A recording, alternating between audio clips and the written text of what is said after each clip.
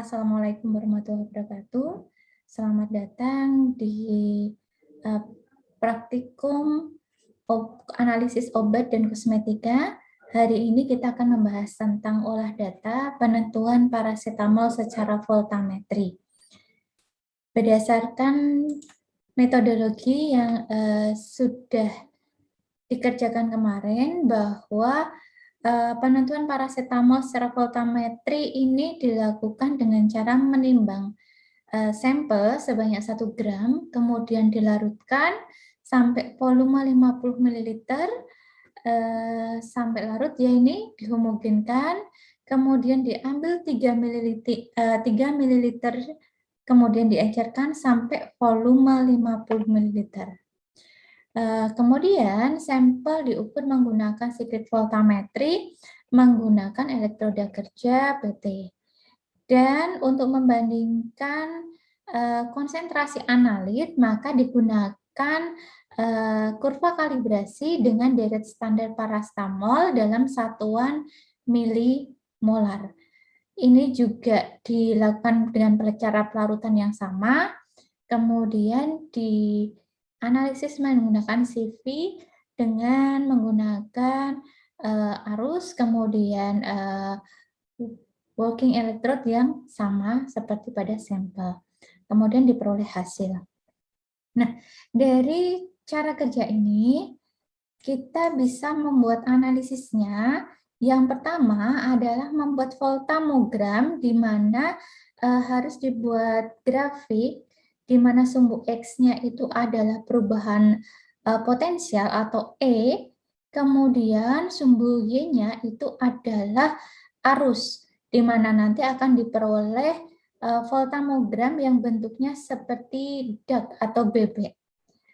Ini dilakukan baik untuk deret standar ataupun untuk kurva analisis analit. Kemudian setelah itu, supaya kita bisa melakukan analisis secara kuantitatif, maka harus dilakukan atau dikonversikan menggunakan kurva kalibrasi, di mana nanti kita membuat persamaan regresi linear dari kurva kalibrasi atau deret standarnya, di mana X itu adalah konsentrasi paracetamol, standar paracetamol, kemudian Y itu adalah arus dari puncak arus dari deret standar paracetamol. Nah, dari sini, dari kurva kalibrasi ini, kita bisa memperoleh persamaan regresi linear, di mana Y sama dengan AX plus B. Y itu adalah arus, kemudian X itu adalah konsentrasi dalam satuan milimolar. Ini adalah konsentrasi dari paracetamol. Nah, untuk bisa menentukan konsentrasi dari paracetamol, maka perlu kita menginterpolasikan atau memasukkan puncak arus dari analit ke dalam persamaan regresi linear ini. Ke dalamnya kita tentukan harga I-nya dulu berapa, kita masukkan sebagai Y, kemudian kita bisa menentukan X-nya atau konsentrasi dari analit, dan diperoleh satuan dalam satuan milimolar. Nah, dari X pada persamaan regresi linear menggunakan kurva kalibrasi ini, kita akan mengkonversi ke dalam satuan miligram per tablet. Jadi ini kita harus menghitung berapa kadar paracetamol dalam satuan miligram ya per tablet sampelnya. Nah, caranya adalah karena tadi ada pengenceran dari diambil 3 ml, kemudian diencerkan sampai volume 50 ml, sehingga satuan itu konsentrasi itu kita kalikan dengan faktor pengencerannya, di mana faktor pengencerannya itu adalah 50/3 untuk faktor pengencerannya, masih dalam satuan milimolar. Nah, untuk bisa dikonversi ke dalam satuan miligram, maka Milimolar ini kita akan ubah ke dalam satuan miligram. Dengan cara bagaimana? Caranya adalah dengan mengalihkan dengan volume sehingga diperoleh satuan milimol. Kemudian dari sini kita harus kalikan dengan mR paracetamol sehingga diperoleh satuannya adalah miligram. Nah, karena ini sudah satuannya adalah milimolar, maka V ini harus dalam satuan liter. Karena tadi volume sampel yang diencerkan itu adalah sampai 50 ml, maka V di sini itu adalah 50 ml dibagi dengan 1000, yaitu konversi dari mililiter ke liter. Sehingga akan diperoleh C kalikan FP kalikan dengan V itu sama dengan satuannya adalah milimol. Nah, untuk bisa sampai ke satuannya miligram, kita harus kalikan dengan mR paracetamol. Jadi nanti silakan untuk mencari mR paracetamol itu seperti apa. Sehingga diperoleh satuannya adalah miligram. Nah, massa paracetamol ini itu untuk 1 gram sampel. Sedangkan kita mau membandingkan dengan massa paracetamol per tabletnya. Oleh karena itu, kita harus bandingkan dengan faktor, istilahnya adalah faktor koreksinya, faktor pembandingnya, di mana dari ini itu untuk 1 gram. Nah, kita konversi ke per tabletnya, sehingga harus dikalikan dengan massa tablet dibagi dengan massa sampel. Satuan untuk massa tablet dengan massa sampel ini harus sama. Jika di massa tablet itu menggunakan satuan gram, maka massa sampel itu juga harus dalam satuan gram. Begitu juga jika menggunakan satuan miligram, maka massa sampel itu juga harus dalam satuan miligram. Nah, akan diperoleh dari rumus ini, kita akan memperoleh massa paracetamol dalam satuan miligram per tablet. Seperti itu ya. Dari rumus ini, kita bisa membuat sumber-sumber dari ketidakpastian pengukuran dari analisis paracetamol menggunakan CV. C itu karena ini berasal dari kurva kalibrasi, maka asalnya bisa dari kurva kalibrasi. FP itu tadi adalah satuannya adalah 50/3 ya. 50 ada 50 ml dari labu ukur 50 ml, kemudian ada 3 mili itu diambil dari pipet 5 ml. Sehingga sudah ada 2 alat volumetrik di sini. V di sini itu juga 50 mili sehingga dari labu 50 mili. mR paracetamol kita bisa hitung ketidakpastiannya, massa tablet dan massa sampel itu kita hitung ketidakpastiannya bisa berasal dari kalibrasi neraca yang digunakan. Nah, dari sumber-sumber, kalau dari rumus kita bisa menentukan sumbernya, dari sumbernya kita bisa tentukan diagram tulang ikannya, seperti tadi ya. Ada C, itu dari kurva kalibrasi, FP itu adalah labu ukur 50 mili, kemudian pipet 5 mili. Ada masing-masing alat volumetrik ini bisa berasal dari kalibrasi dan temperatur. Ini adalah untuk muai ya, faktor muainya berapa. Kemudian MR dari paracetamol, kita bisa lihat dari IUPAC nanti. Kemudian V itu dari labu ukur 50 ml, massa tabletnya, karena ini volumetrik, jadi kita bisa tambahkan 2 asalnya, yaitu dari kalibrasi dan dari faktor muai. Kemudian ada massa tablet itu dari kalibrasi neraca, dan massa sampel itu dari kalibrasi neraca. Nah, dari diagram ini, maka kita bisa menentukan rumus dari masing-masing asal ketidakpastian. Misalnya, yang pertama adalah kurva kalibrasi.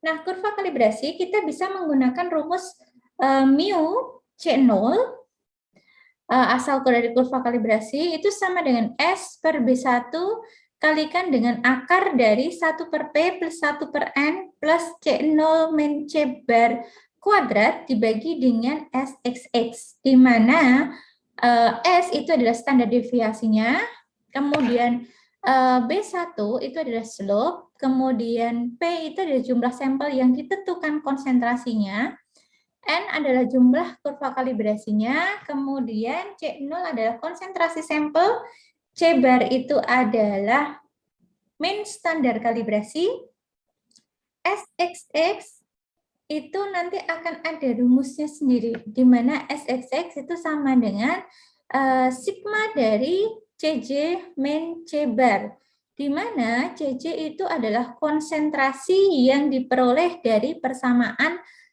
regresi linear. Konsentrasi standar, kurva standar yang diperoleh dari persamaan regresi linear. Kemudian C bar itu adalah rata-rata dari konsentrasi kurva deret yang digunakan. Kemudian untuk S itu sama dengan akar dari AJ min B0 plus B1 kalikan dengan CC, jadi absorbensi yang sebenarnya dikurangi dengan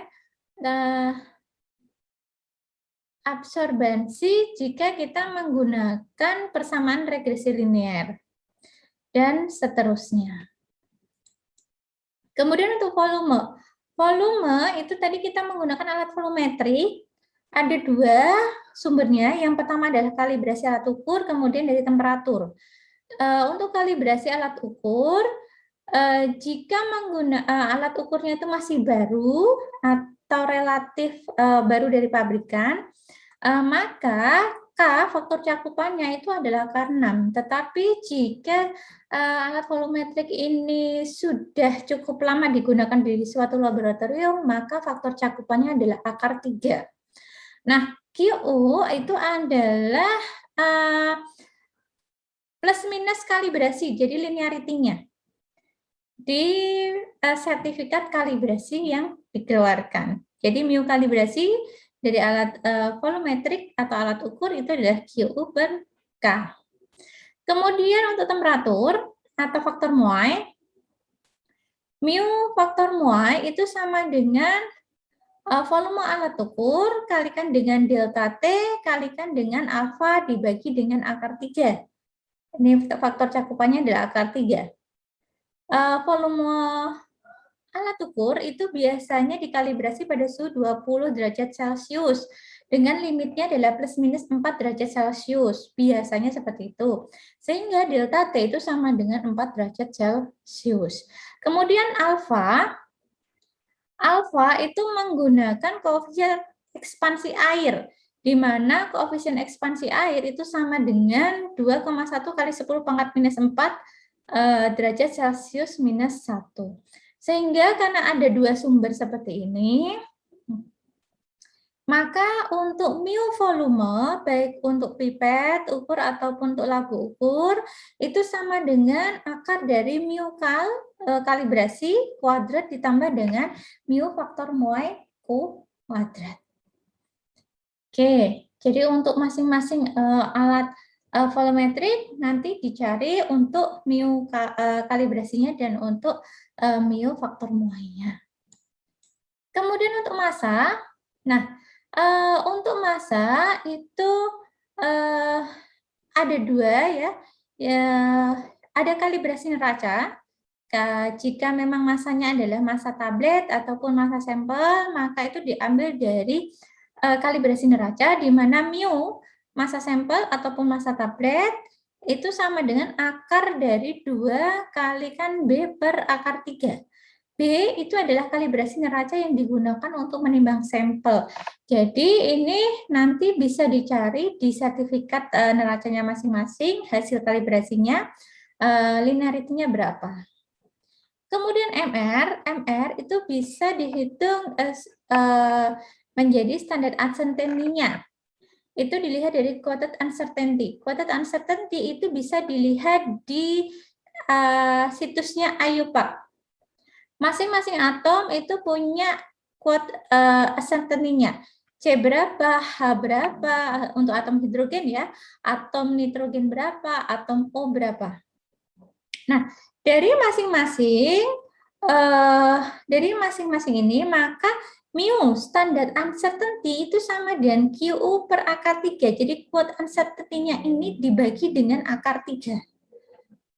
Nah, jadi setelah dicari dari IUPAC, nilainya berapa untuk masing-masing atom, kemudian untuk menentukan mu standard uncertainty itu harus dibagi nilai quote uncertainty-nya itu dibagi dengan akar 3, faktor cakupan akar 3.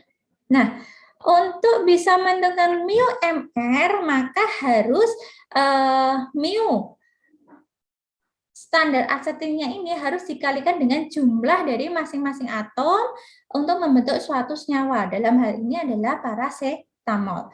Dalam parasetamol, rumus kimianya adalah C8H9NO2. Sehingga jumlah C-nya ada 8, jumlah H-nya ada 9, jumlah N-nya ada 1, dan jumlah O-nya ada 2. Sehingga mu MR sama dengan 8 kalikan dengan mu karbon kuadrat ditambah dengan 9 kalikan mu hidrogen kuadrat plus 1 kalikan dengan mu nitrogen kuadrat plus dengan 2 kalikan mu oksigen kuadrat. Mu C, mu H, mu N, dan mu O itu dari standar uncertainty-nya. Nah, kemudian setelah dari penentuan ketidakpastian baku, kita bisa tentukan ketidakpastian relatifnya. Caranya seperti ini, bisa dibuat dalam bentuk tabel, kemudian lambangnya apa saja, deskripsinya seperti apa saja, nilainya berapa saja. Misalnya konsentrasi itu nilainya berapa dari konsentrasi. Kemudian faktor pengencerannya berapa.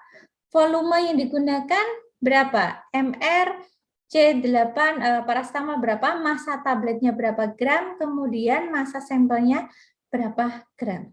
Nah, dari masing-masing sumber ketidakpastian ini, karena satuannya berbeda, kita harus menghilangkan satuannya dengan cara menentukan ketidakpastian relatifnya. Caranya adalah dengan membagi mu X atau ketidakpastian baku yang sudah dihitung berdasarkan rumus-rumus sebelumnya tadi, dibagi dengan nilai dari masing-masing sumber ketidakpastian. Sehingga akan diperoleh ketidakpastian relatif. Dari masing-masing sumber ketidakpastian ini nanti akan ada ketidakpastian relatifnya. Nah, untuk menentukan ketidakpastian gabungan, maka kita harus menambahkan atau menjumlahkan nilai kuadrat dari ketidakpastian relatif yang diperoleh dari masing-masing sumber ketidakpastian. Nah, setelah itu ketidakpastian gabungan itu akan dikalikan dengan nilai konsentrasi dari analit yang ditentukan atau dianalisis. Nah, setelah itu baru nanti ditentukan ketidakpastian diperluasnya, di mana mu R itu sama dengan mu C kalikan R kalikan dengan faktor cakupan 2. Di mana faktor cakupan 2 ini merupakan suatu tetapan jika kita menggunakan selang kepercayaan itu adalah 95%. Nah, yang terakhir setelah kita menentukan ketidakpastian diperluas, yang terakhir adalah mencantumkan nilai ketidakpastian itu di belakang nilai konsentrasi contoh uji. Jadi analitnya berapa, kemudian plus minus dengan mu R-nya dalam satuan miligram per tablet. Oke, berikut adalah analisis data dari penentuan parasetamol dengan menggunakan siklik voltametri dengan teknik kurva kalibrasi sampai ke penentuan estimasi ketidakpastiannya. Jika ada kekurangan, saya minta maaf. Terima kasih banyak. Wassalamualaikum warahmatullahi wabarakatuh.